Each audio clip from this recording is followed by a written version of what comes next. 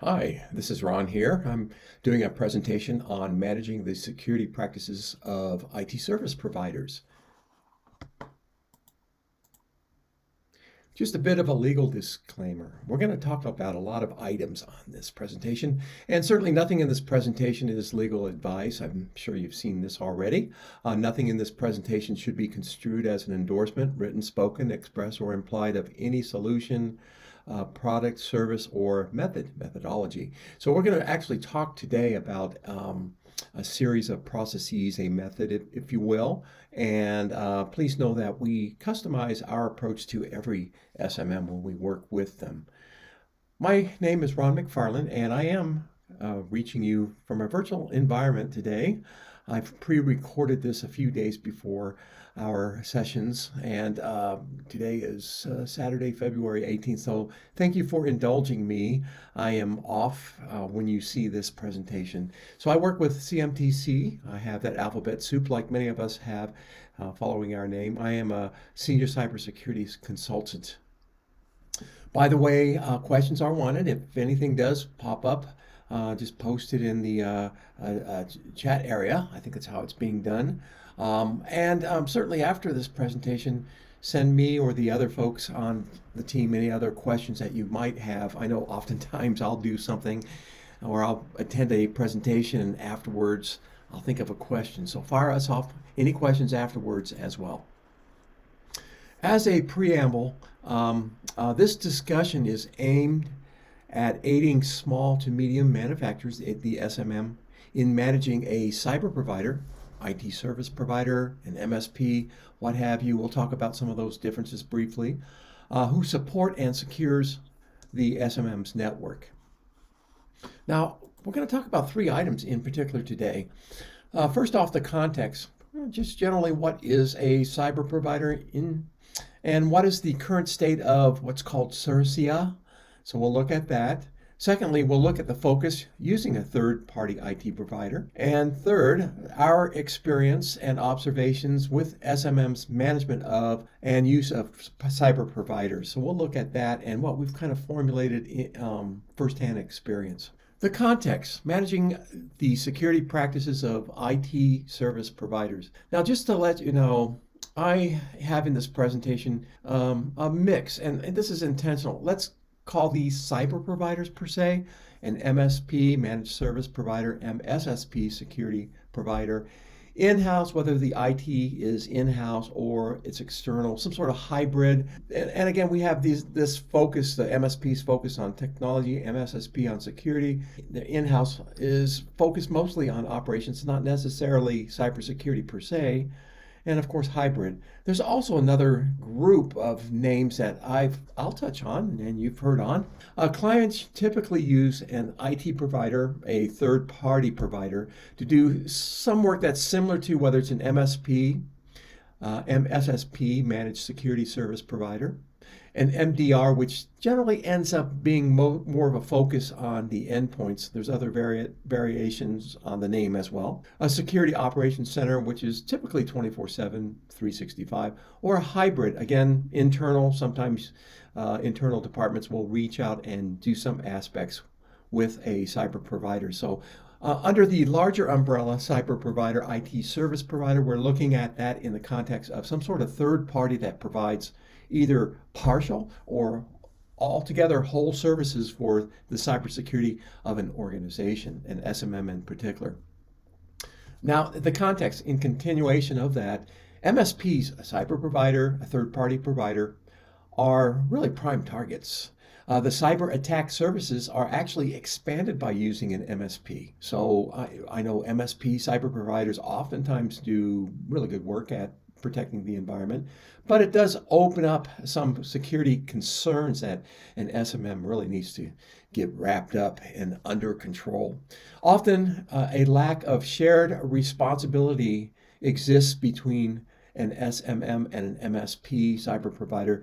That may not be spelled out effectively, correctly, efficiently, thereby leaving some really big holes in the security posture of both organizations. And interestingly enough, not only does the MSP cyber provider expand the surface area, attack surface area. But interestingly enough, if you turn it around, the SMM also introduces that inherent risk to the cyber provider as well. So there's that collaboration that really needs to be done between the two entities to really secure things. I'm going to look at with you the Cyber Incident Reporting for Critical Infrastructure Act of 2022.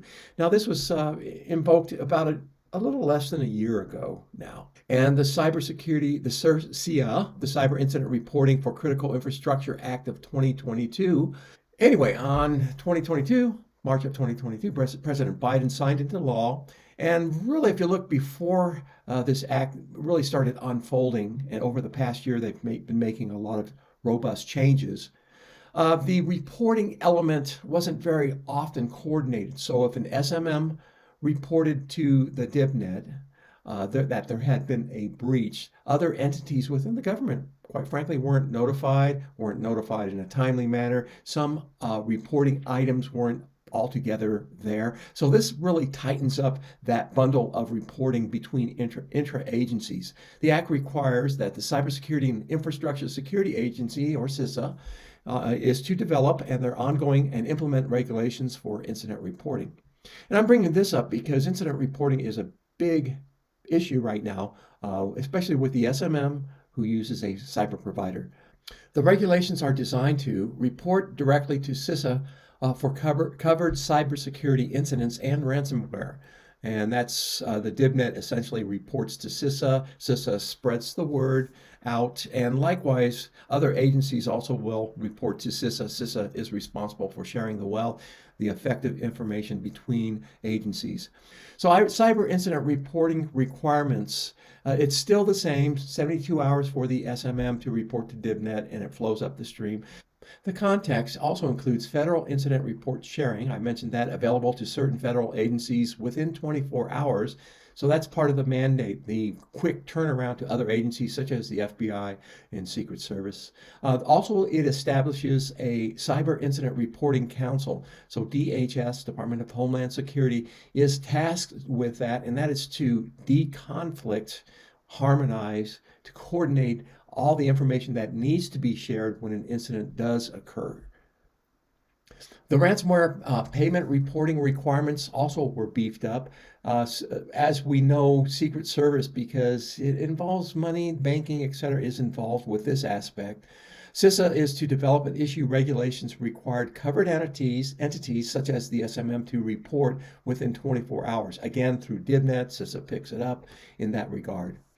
Ransomware Vulnerability Warning Pilot Program was also established, and that's ongoing to identify systems with vulnerabilities to ransomware attacks. And that also is not only understanding the systems, but understanding the certain platforms and the protections against ransomware and what really needs to be done. There's a lot of work already done on the ransomware side, but it's really setting up that baseline, and spreading the information around about ransomware to various entities. The Joint Ransomware Task Force is also established with this regulation, and CISA is working in regard with that with both the FBI as well as the National Cyber Director to build this task force. This is an ongoing effort. Now the focus, the problem, the MSP as an attack vector. And while I'm going through this, think of it as a two-way street. MSP is an attack vector, expanded attack vector for the SMM. Likewise, really the MSP has to look at that SMM really as expanding their attack surface as well. Generally, most SMMs do not know how to manage an MSP effectively. Now, that's not an insult. It's more of a business focus. And SMM does their job exceptionally well, whether it's making machine parts, doing software, building wiring harnesses, etc. That's their subject area. They're not generally known to be an IT shop. There's also a confusion in incident reporting. And I want to highlight this incident response plan. And SMM typically doesn't have that really worked through, as well as the incident reporting procedure. Now, the plan is where who gets called regarding a potential incident that may have occurred, and the reporting procedure is once you know that, let's say, ransomware or CUI has been impacted, How do you get that reported within 72 hours, and how do you restore operations? A few notes from CISA. There's been an increase towards IT service management providers, cyber providers, an increase of attacks, specifically ransomware. APT groups like nation state attackers or let's say criminal groups try to steal data, disrupt services, etc. Mostly for ransomware or in support of their nation's end goals, if you will. The Shields Up campaign. Now, you may have seen this. This has really kind of evolved over the past few years. Campaign includes MSPs. Malicious activities such as Russia's invasion of Ukraine has really spawned a lot of cyber warfare activities, if I may, as well as the tensions with China, Iran, and North Korea. Here's an example of an alert. I know this is a few years old, but I wanted to bring this particular alert to mind because there are infrastructure sectors that CISA has been stating are really prime targets, include on the bottom of the list critical manufacturing. But we also have information technology. So if you put that kind of in the bucket along with the SMM's IT environment as well as the IT provider, well, we have a confluence of issues that are certainly surfacing, especially regarding the SMM. Secret Service, again, Secret Service, we're thinking about ransomware, anything to deal with money, cryptocurrencies, that sort of thing. Secret Service gets involved. In March of 2022, they noted, as we know, managed service providers are being specifically targeted to gain access to both the small to medium manufacturers and businesses in general. Cryptocurrency abuse, as we've all seen and heard of on the news or whether experienced directly, has been a key focal point in cyber crimes against an MSP. So the MSPs are a linchpin in recent attacks. This presentation is not to go through many of those at all, but we'll highlight some general concepts with this. And I know you can see almost daily, certainly weekly, multiple ransomware and other attacks being launched against our defense industrial base, and heck, just in business in general in the United States, Canada. Again, key with this slide is the cyber criminal nation state actor is attempting to exploit any vulnerability, and MSPs offer that large attack service. So if you think of an MSP, a cyber provider, they might have 36, 40 or more SMMs, SMBs that they're working with. And if some of their items are kind of kludgy, if an attacker, an APT, can be launched against certain devices or software that an MSP has, that might allow them into the 36 or 40 providers that they're supporting. Backdoors, unpatched, unmanaged, zero-day attacks, these are all kind of in the domain of attack service. Clients of MSPs rely on a variety of services, and the MSP can have both on-premise services as well as cloud-based services. And I put the 252, 239, 72, 7010 cloud computing services link right there. Anyway, cloud services, they could be hosted anywhere and maybe not so well buttoned up. So that's a large concern, and that's what the 7010 really addresses. MSP full service offerings and partial service offerings are really part of the portfolio that a IT provider will offer. How are these services articulated between the IT provider and the SMM? So those are big questions that are oftentimes left unaddressed. An attack on the MSP can yield access to a client's sensitive data, IP, PII, HIPAA data, CUI. Also access to information about clients, the client list. I guess that would be also, could be considered CUI, PII, IP, right? Client profiles, preference information, information about personnel. The hacker's possible access to the MSP's subs. So an MSP may have other entities that they are also engaging in their portfolio of services. The result is, of course, the financial loss, legal consequences. The result may impact financial loss, legal consequences, and severe reputational damage. Now, there's 5 categories of cyber threat. Many of you know this and are very comfortable, so I'm going to go through this pretty quickly just as a refresher. And by the way, here's a need-to-know cybersecurity stats. 2 out of 3 small and medium-sized organizations within the past 6 months. Now, this is a slide from 2022. In the past 6 months have been attacked. 91% of breaches start with an email. 4,000 ransomware attacks per day on every single day.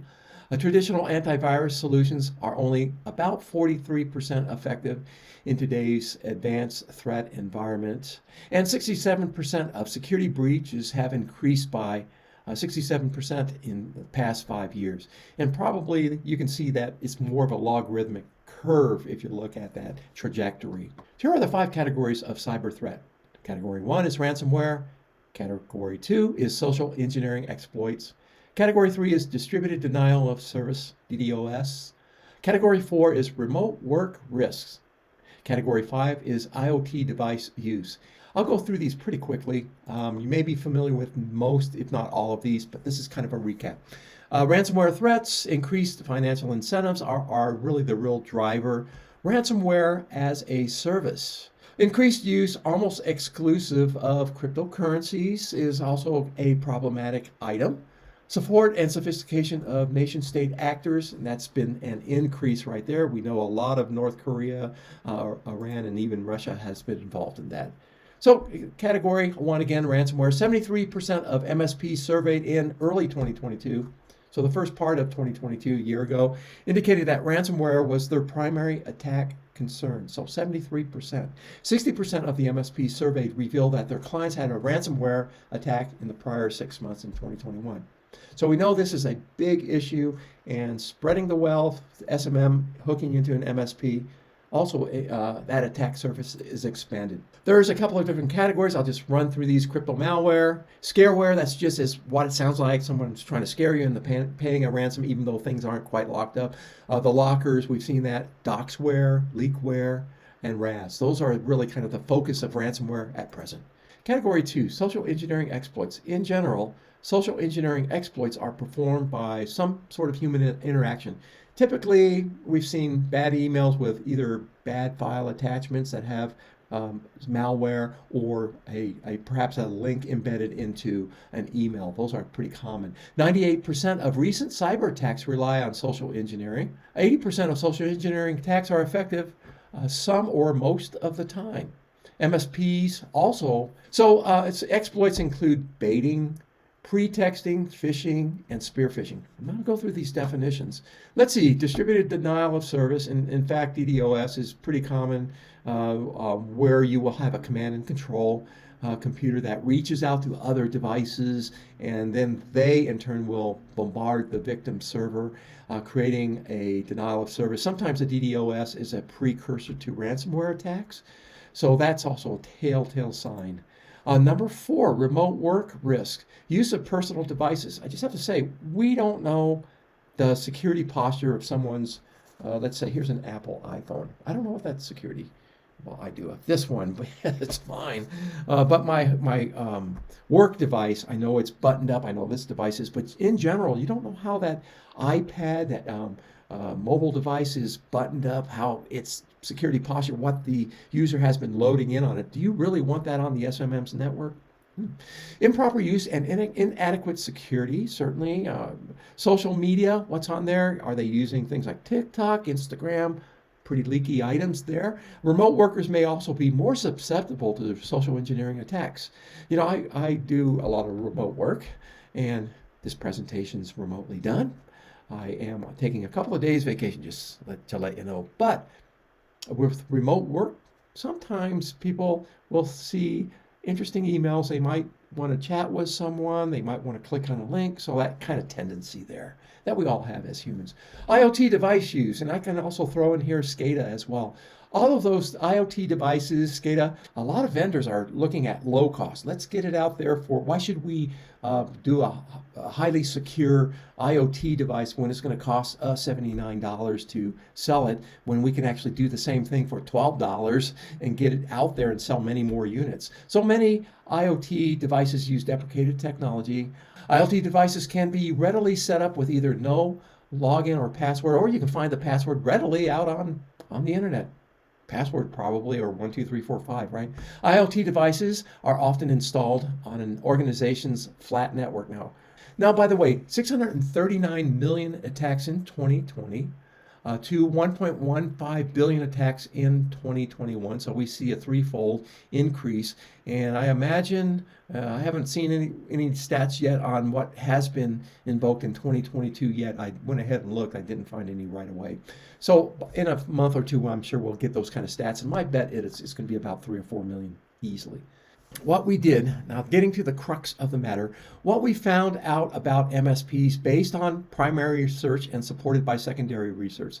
So what CMTC did, we did some primary research. And what primary research, if you're not familiar with it, is actually going and collecting the data and the information just directly from SMMs. Versus secondary research, which we did, we went out to university libraries, did some extra research in that regard, so that secondary research supported our approach to our primary research. So we wanted to look at our SMMs and see what the issue is.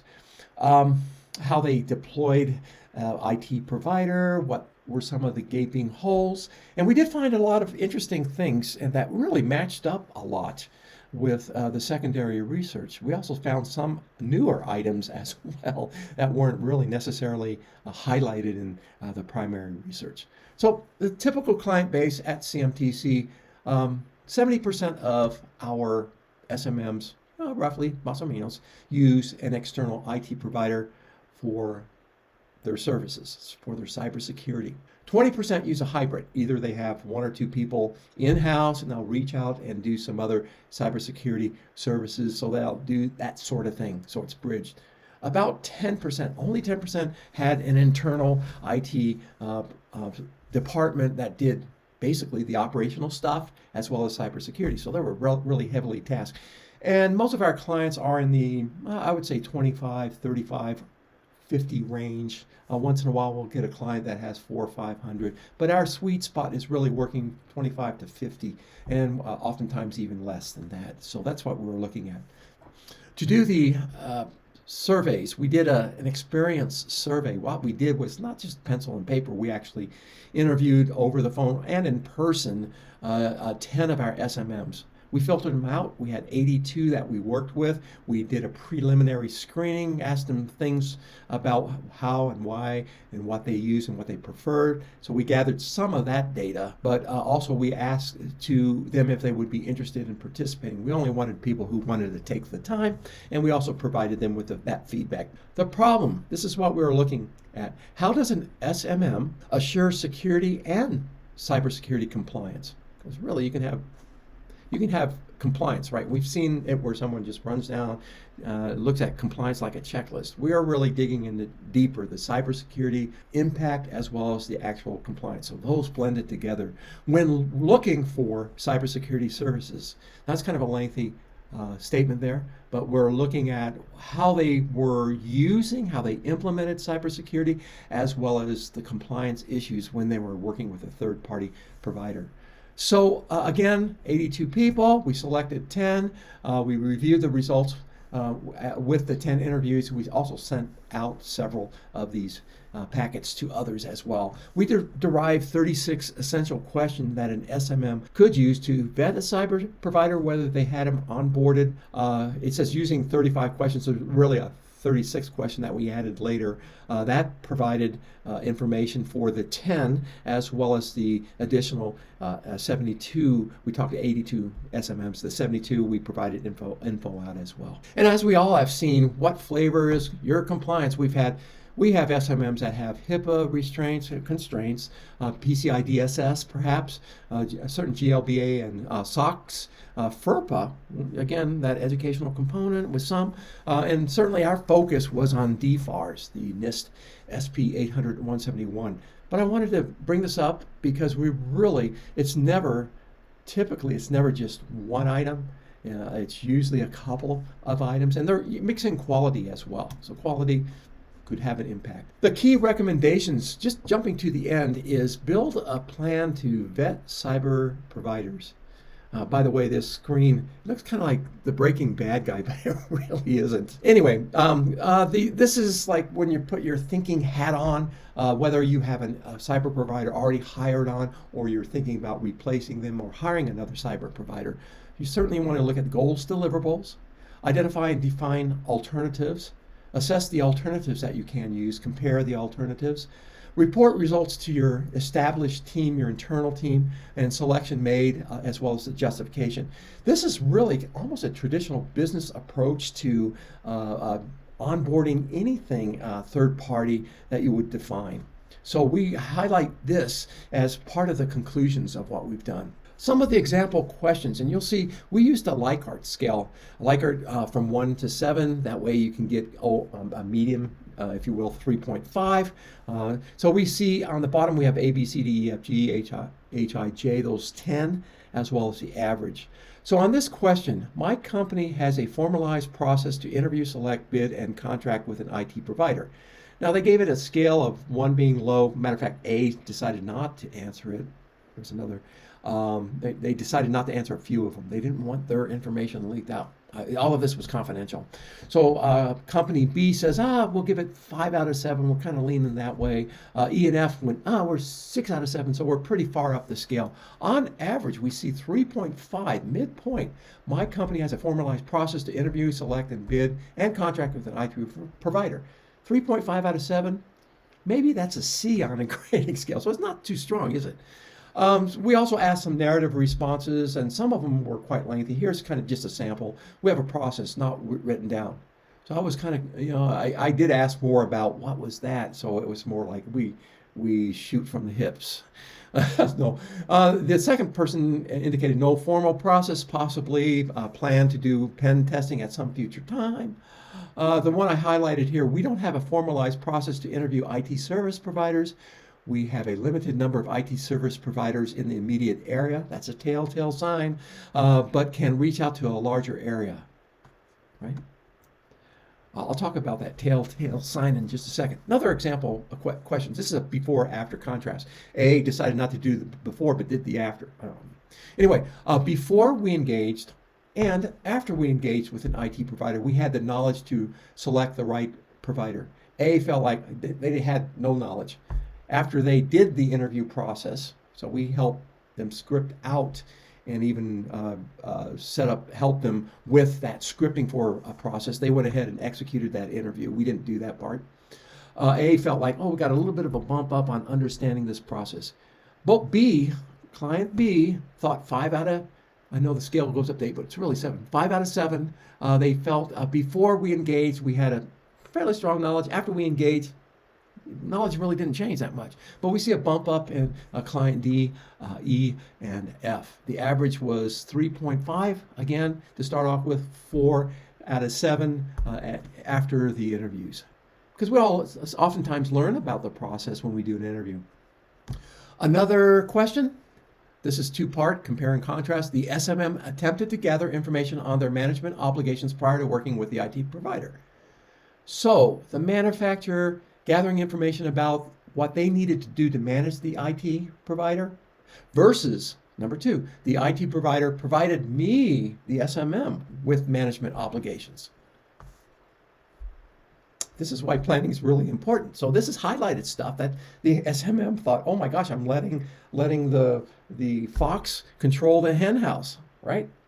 Not that drastic, but still, not having that tight bundle on it. So if you look at, let's say, E, they felt 6 out of 7. SMM attempted to gather information about how they manage things. Afterwards, the IT provider provided them a lot of information about how to be managed, if you will.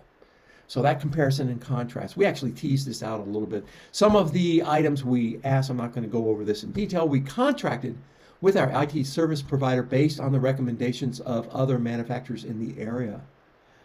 So what this kind of bridges back to that prior question. Oftentimes what we found out, if an SMM went out and hired an IT provider, they either hired somebody word of mouth, just on the word of mouth, that one instance, or they may have branched out and reached 3 or 4 IT providers just in their local area, not giving them the best of class in general, generally speaking, not giving them a deep pool of IT providers to look at. Now, granted, the IT provider that they selected may have been fantastic, or it could have been not so fantastic. Some other questions. How many IT providers did the SMM interview? And A, never interviewed anybody, just hired somebody. E, talked to 6. On average, we saw about, I think it was 2.75, a little less than 3 on average. Most, if you look at the median, it's like around 1. The modal right around 1. 2 other questions. Did the selected IT provider indicate they had strong knowledge of NIST 171?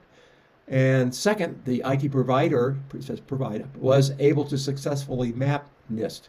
This is the litmus test, if you will, the BS litmus test. The IT provider may have said, oh, I know everything about NIST. And when they came in, they couldn't demonstrate it. Look at A. They hired somebody basically across the street. That person wasn't able to demonstrate it. However, on F, IT provider came in fairly strong, 6 out of 7.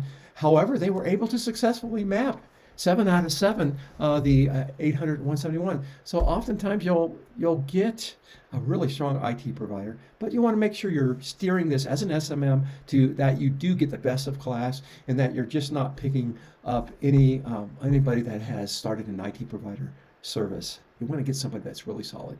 I'm not going to go into this. I talked about this. A couple more questions we'll bag out of here in just a second. The IT provider that the SMM selected had a strong knowledge of the defense industrial base. You can see some weakness there. So some of the IT providers, one IT provider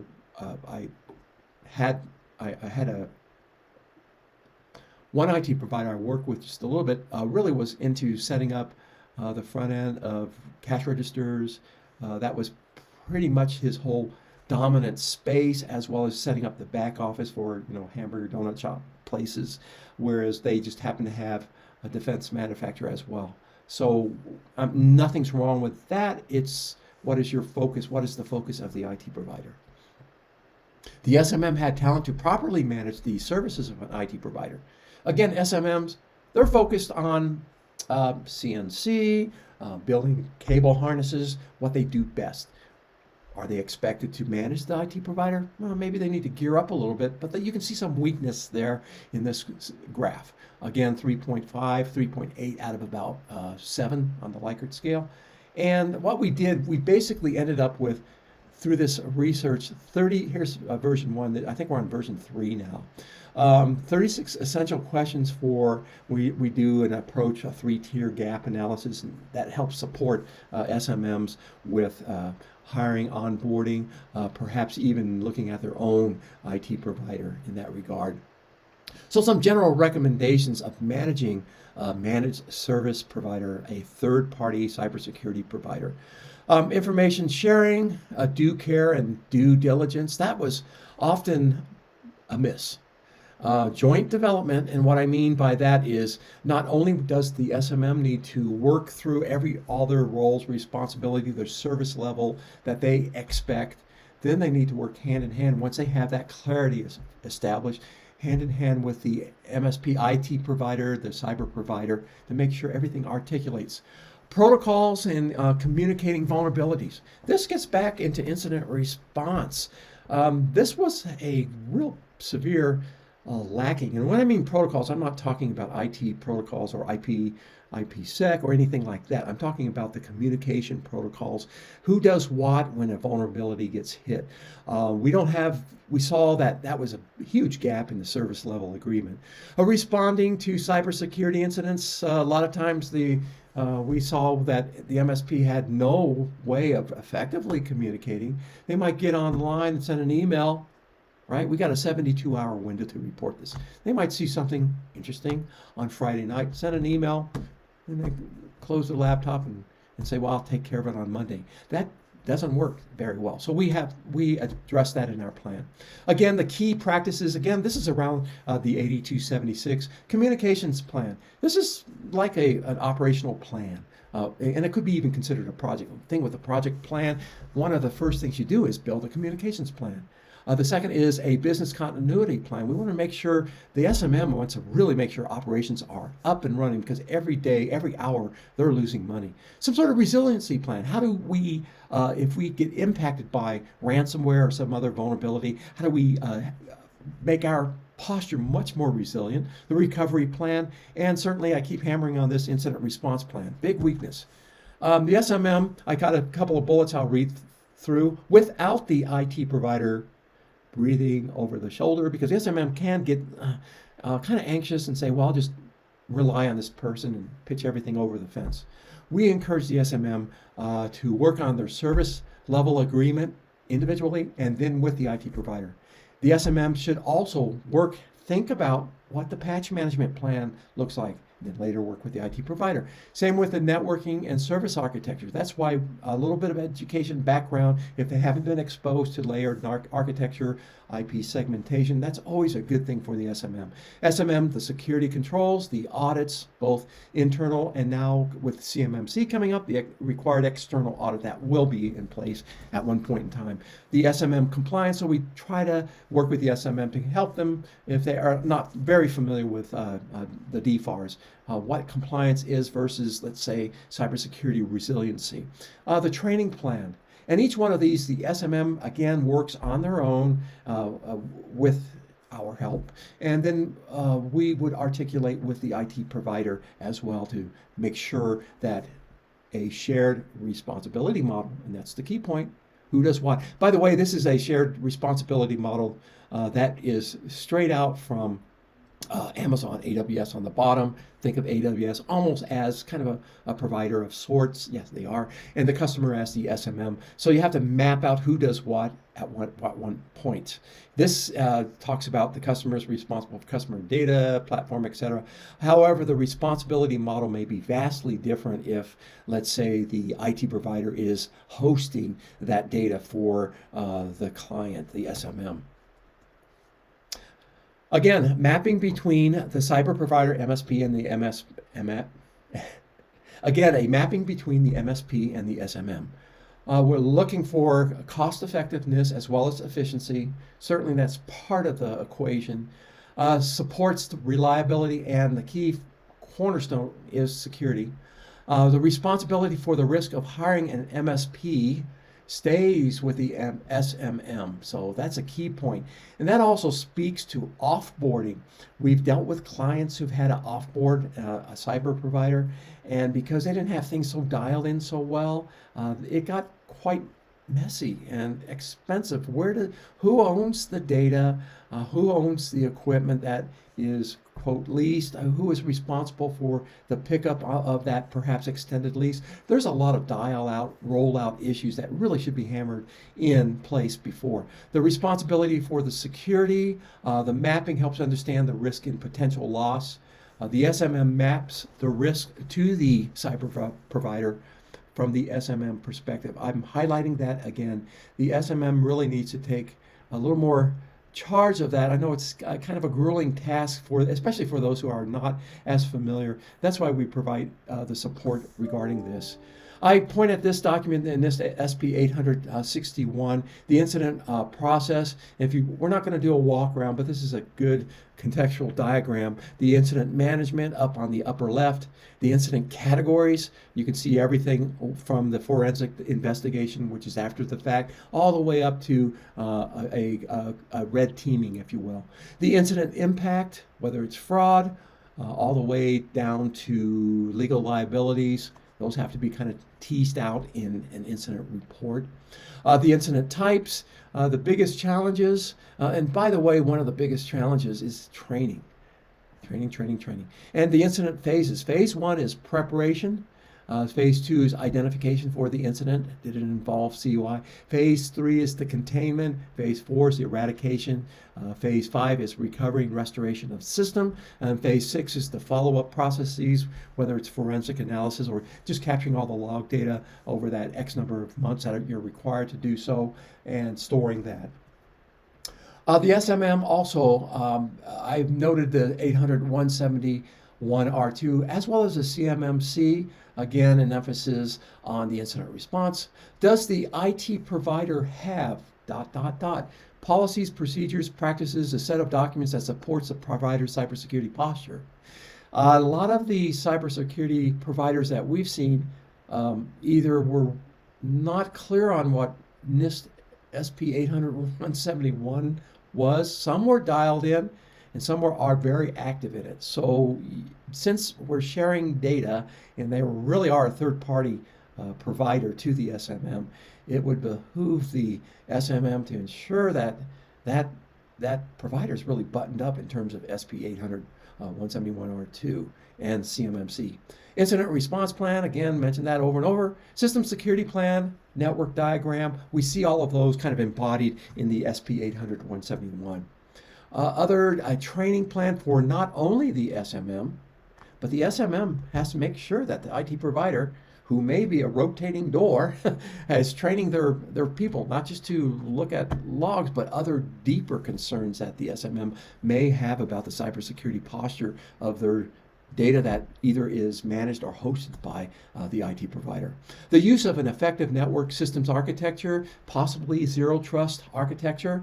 Oftentimes the SMMs, the IT providers reluctant to show and tell their networking diagram. However, one-on-one meetings to discuss that also can reveal the security posture of the cyber provider. Also, one thing we want to make sure that the cyber provider, the IT provider, the third-party provider, isn't using services perhaps that are hosted in Singapore, right?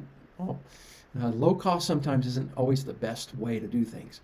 A periodic cyclical cybersecurity review process should be part of the service level agreement. If we're thinking of NIST SP 800-171, we've got that cyclical implication in the controls. We also want to impose that on our third-party provider as well to make sure everyone's in cycle, in sync. Anyway, a couple of other items and we'll button this up. Increased investments in cybersecurity technologies and services that they use. So we want to make sure the MSP does that they're keeping things up to date. They're using best practices for cybersecurity. Again, if they're following a stringent cybersecurity protocol, they're probably pretty good, but we want to know that as an SMM. Frequent management and tech meetings between the SMM and IT service provider. I have asked some, and they say, oh yeah, I talked to them 3 or 4 months ago. This needs to be a cyclical item, perhaps monthly, maybe even more frequently, because this is very important.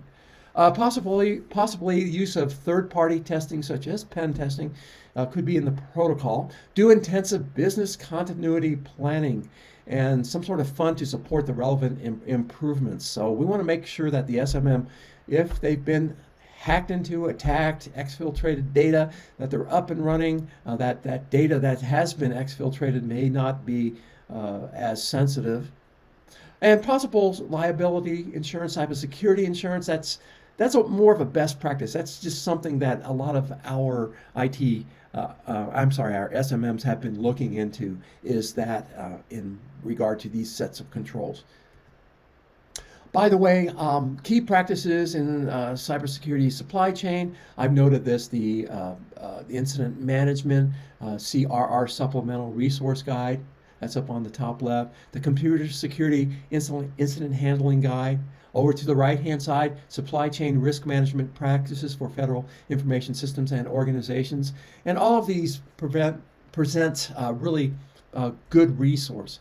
The bottom line is the SMMs are relying on cyber providers. Some of the cyber providers aren't really as dialed in as they really should be, and we need to do our due care and due diligence to make sure the SMM is duly protected, especially if they're working with NIST SP 800-171R2 and in the near future CMMC.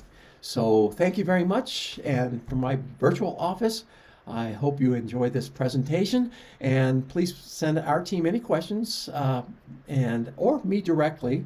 My email is rmcfarland@cmtc.com, and I'll be glad to chat with you as well. So I'll see you sometime soon. You take care.